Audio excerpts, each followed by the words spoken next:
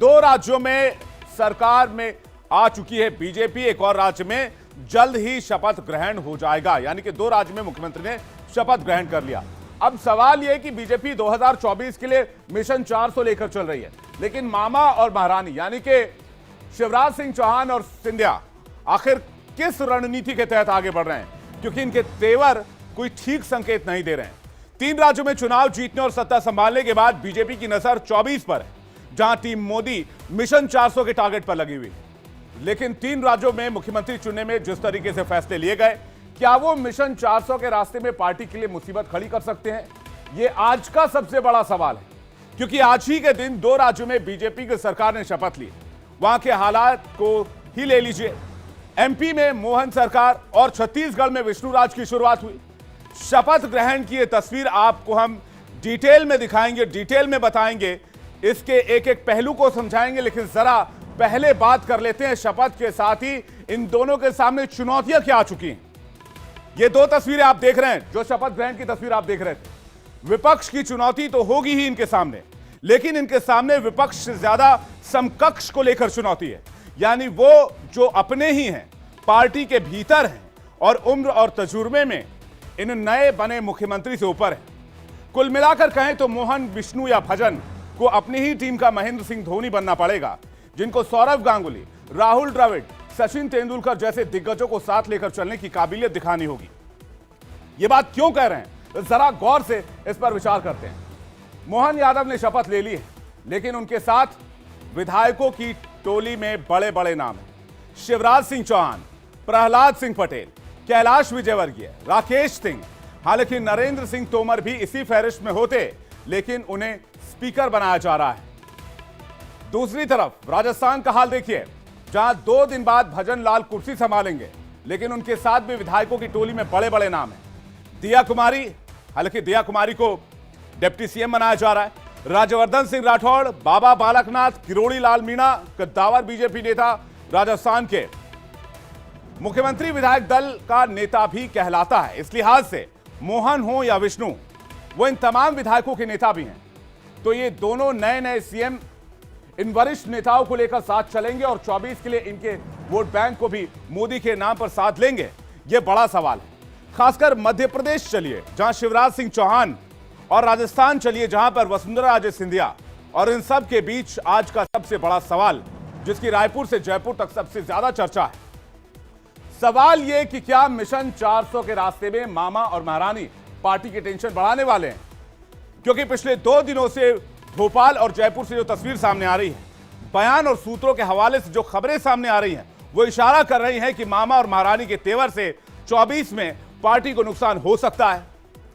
आम जनता के मन में भी यही सवाल है कि अब इनका सियासी भविष्य क्या होगा, और अगर वो मन के मुताबिक ना हुआ तो फिर उससे बीजेपी पर क्या असर होगा?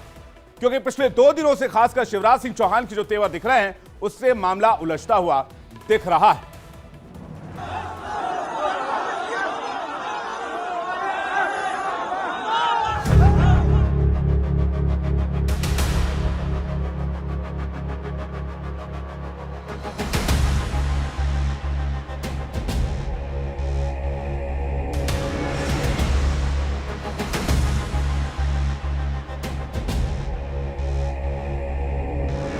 अपने लिए कुछ मांगने जाने से बेहतर मैं मरना समझूंगा।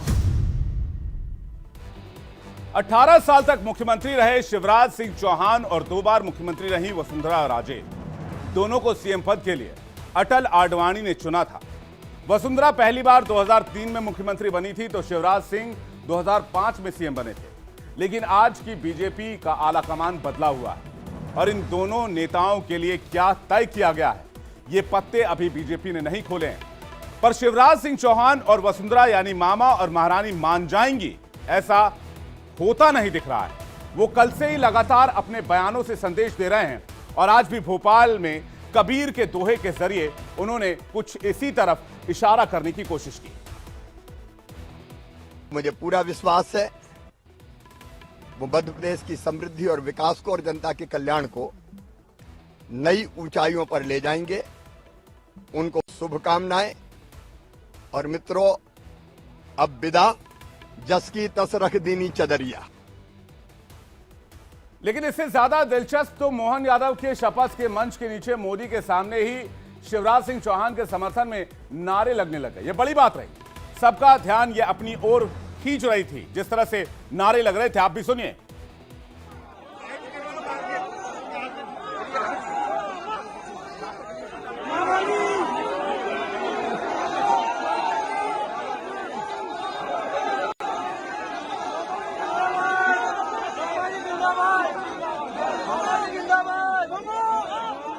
18 साल तक सत्ता की बागडोर संभालने वाले शिवराज एक मंझे हुए नेता की तरह व्यवहार कर रहे हैं। चाहे चुनावी नतीजे के बाद क्षेत्र में घूमना हो, लाडली योजना के लाभार्थियों से इमोशनल कनेक्ट दिखाना हो, या एक दिन पहले ही केंद्र को संदेश देने वाला एक बड़ा बयान ही क्यों ना हो। जो संदर्भ था वो ये था कि बाकी दिल्ली में है, आप दिल्ली जाएंगे क्या।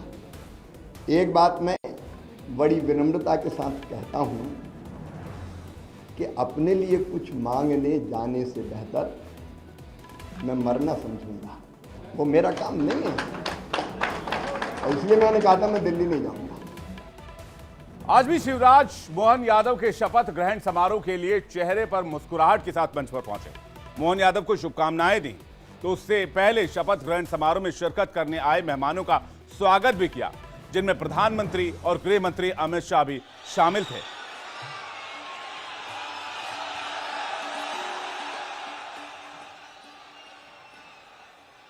लेकिन इस बीच जो ध्यान देने वाली बात है वो ये है कि शिवराज सिंह चौहान लगातार इमोशनल और फिलोसॉफिकल बातें कर रहे हैं, और बीच बीच में वो आलाकमान को बड़े संकेत देने से भी नहीं चूक रहे हैं। जैसे वो ये बात बताने से भी नहीं चूके कि एमपी में बीजेपी को मिले प्रचंड मैंडेट में उनका भी योगदान है, उनकी सरकार की योजनाओं का जबरदस्त भागीदारी है, खासकर लाडली योजना की भागीदारी बहुत ज्यादा है। लाखों कार्यकर्ताओं के परिश्रम से, प्रधानमंत्री जी के आशीर्वाद से, उनकी लोकप्रियता के कारण, और केंद्र और राज्य की भी कल्याणकारी योजनाओं के कारण, जिसमें लाडली बहना का भी योगदान जबरदस्त है, ये सरकार बनी। लेकिन मेरे मन में संतोष है कि सरकार, भारी बहुमत वाली सरकार, जिसको 48.55% वोट मिले अब तक के सबसे ज्यादा, वो सरकार बना के मैं जाऊंगा। लाडली योजना जमीन पर कितनी लोकप्रिय है, शिवराज रह रहकर इसका सबूत भी दे रहे हैं। सीएम पद से इस्तीफा देने के बाद कुछ महिलाएं जब उनके घर मुलाकात के लिए पहुंची, इस दौरान महिलाएं काफी इमोशनल दिखी। महिलाएं शिवराज को लेकर काफी भावुक थीं। लाडली योजना से मामा और भाई बन चुके शिवराज ने महिलाओं को बड़े भाई की तरह गले लगाया, ढाढ़स बंधाया। शिवराज ने उन महिलाओं को संभालने की भी कोशिश की। शिवराज को लेकर राजनीति के गलियारे में सबसे ज्यादा कयास लगाए जा रहे हैं। क्या वो लोकसभा चुनाव लड़ने वाले हैं? क्या वो केंद्र में मंत्री बनेंगे? इससे बात करें, लेकिन पहले वीडियो देखिए। हमने आपके लिए, बहनों ने आपको चुना है, आपको वोट दिया था भैया।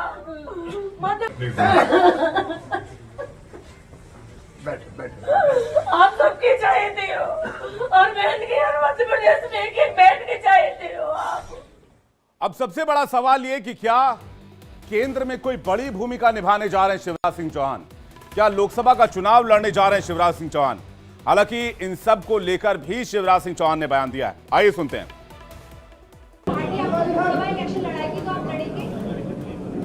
देखिए, ये भी काल्पनिक सवाल है। मैंने पहले ही अनेकों बार कहा है कि एक बड़े मिशन के लिए हम भारतीय जनता पार्टी का काम करते हैं, कार्यकर्ता है, और मिशन तय करता है हम कहाँ रहेंगे।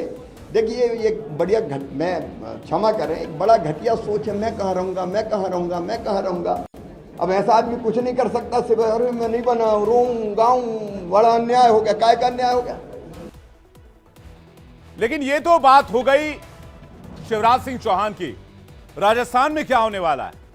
बात करते हैं महारानी की। अपने तेवर और खास अंदाज के लिए जाने जाने वाली वसुंधरा राजे राजस्थान की पहली महिला सीएम है, और मरुधरा की महारानी भी कही जाती हैं। 2 बार सत्ता की कमान संभाल चुकी हैं, 5 बार की सांसद हैं, 2 बार की विधायक भी हैं, और इस बार भी झालरापाटन विधानसभा सीट पर रिकॉर्ड मतों से चुनाव जीती और साबित किया है कि वो राजस्थान की मंझी हुई नेता है, मंझी हुई खिलाड़ी हैं। भले ही वसुंधरा की आलाकमान से बनती ना हो, लेकिन राजस्थान में अपने गढ़ में राजे का दबदबा आज भी कायम है। विधायकों समेत पार्टी नेताओं का एक बड़ा तबका उनके प्रति आज भी वफादार है, और ऐसे में उन्हें पूरी तरह खारिज करना आसान नहीं है, क्योंकि भले ही वसुंधरा ने एक दिन पहले भजनलाल के नाम की पर्ची खोली हो, लेकिन उन्होंने मन से सीएम बनने की कामना नहीं छोड़ी है। खबर यह भी है कि उन्होंने एक बार कल की रात भी विधायकों से मुलाकात की है और यह हाल आलाकमान के मना करने के बावजूद है। अब आपको बता देते हैं कि वसुंधरा की गिनती हार मानने वाले नेताओं में नहीं होती है। इतिहास भी वसुंधरा के इस लड़ाकू चरित्र की गवाही देते हैं। 2009 में क्या हुआ था, क्या आपको पता है? 2009 में लोकसभा चुनाव हारने के बाद नेता प्रतिपक्ष का पद छोड़ने के लिए वसुंधरा पर दबाव बनाया गया, तो उन्होंने विधायकों के साथ दिल्ली तक शक्ति प्रदर्शन किया था। 2013 विधानसभा चुनाव से पहले भी सीएम कैंडिडेट नहीं बनाने पर दिल्ली तक विधायकों की परेड कराई थी। 2023 में भी भजनलाल के ऐलान से पहले वसुंधरा पर आरोप है कि उन्होंने अपने आवास पर 40 से ज्यादा विधायकों से मुलाकात की है। और एक दिन पहले भी जब भजनलाल के नाम का ऐलान किया गया तो वसुंधरा से जब कराया गया या उन्होंने किया, तो पार्टी ने पर्ची खोलने से पहले तक उनके सामने यह खुलासा नहीं किया था। ऐसा उस वक्त की तस्वीरों से साफ हो जाता है। अब जरा वो पर्ची वाली तस्वीर आप देखिए, ये तस्वीर देखिए जब पर्ची उनके हाथ में दी गई और पर्ची में जब वो नाम उन्होंने पढ़ा तो वो चौंक गई थी और वो भाव उनके चेहरे पर साफ देखा जा सकता है। इसके बाद मुस्कुराते हुए राजनाथ सिंह ने उन्हें उनकी तरफ देखा और उन्हें ढाढ़स बंधाया, तब जाकर भजनलाल के नाम का ऐलान हुआ। यह तस्वीर, यह वीडियो सोशल मीडिया पर काफी वायरल है। भजनलाल के नाम के ऐलान से ठीक पहले पर्ची खोलने का वायरल वीडियो फिर से एक बार आप जो देख रहे हैं। जब राजनाथ सिंह ने वसुंधरा को पर्ची दी तो शायद वसुंधरा को उम्मीद थी कि इसमें उनका ही नाम है, लेकिन जब वसुंधरा ने नाम पढ़ने से पहले पर्ची देखी तो उनका पूरा चेहरा बदल चुका था। इन तस्वीरें से तो यही लगता है कि राजनाथ के पर्ची सौंपने से पहले वसुंधरा को भनक तक नहीं थी कि आखिर सीएम कौन बनने वाला है, लेकिन यह खुलासा ऐसे वक्त में किया गया, इतने विधायकों के सामने किया गया कि वसुंधरा एक शब्द भी नहीं बोल पाई। उस वक्त तो शायद वसुंधरा कड़वी घूंट पीकर रह गई होंगी, लेकिन आगे कितनी देर वो शांत बैठी रहेंगी ये कहना बहुत मुश्किल है। और सबसे बड़ी बात कि सामने 2024 का लोकसभा चुनाव भी, ऊपर से सोशल मीडिया पर भी उनके समर्थक भी भड़काने वाली बातें कर रहे हैं। इसलिए अब दोनों राज्यों में बहुत ही दिलचस्प तस्वीर सामने आ सकती है 2024 के पहले। अगर तो